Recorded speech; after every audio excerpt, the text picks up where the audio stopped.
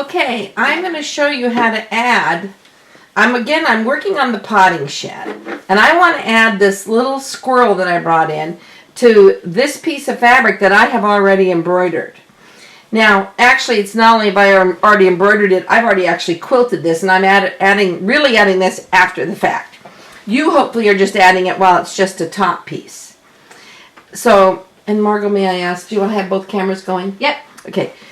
So I want to show you how I'm going to add it. It just comes in. I'm going to just go open it up again. I'm just going to click on the design that I want from my critter pack. I'm going to bring in this squirrel.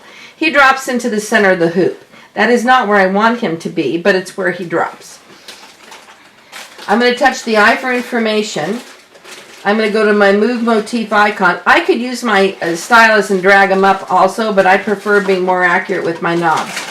So I'm going to just bring him up. So I'm just going to move him up because I'm going to put him at the top of my pots. So I'm going to get him way up here to the top of the design. There we go. And I'm going to now move him into position. So I'm going to touch my zoom icon.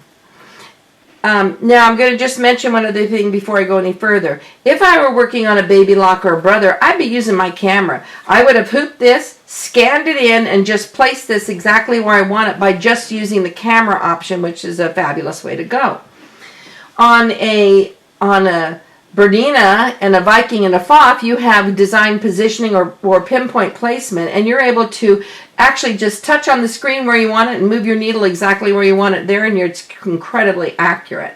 So I'm going to just touch the bottom of this area of my screen. I'm going to touch down here, and I want to go to where his bottom is on that screen. So let me zoom in. See this little icon that's a circle with the crosshair? Wherever I touch on the screen, that's where the needle moves. The needle is going to move to that point. Well, I want the needle to move to the bottom of his bum, because then I can use my move motif icon, and I'm going to move him because I want the bottom of his bum. So if you watch the needle on my fabric, I want the bottom of his bum to touch on that, right on that little shelf. So he's sitting on that shelf. So I'm going to touch the center of that so I can zoom in on him and see him. So let's go see where his hands are going to be. So his hands are going to be right there. So he's going to be like popping into that. So I think I would like him more over here to the left. I want him sitting a little bit more on the side. Okay, I like that. Looks good. Let's go see where his little feet would be. His little feet would be on that ledge. Let's go look down here at the top of him. So yeah, he's going to be popping out over there.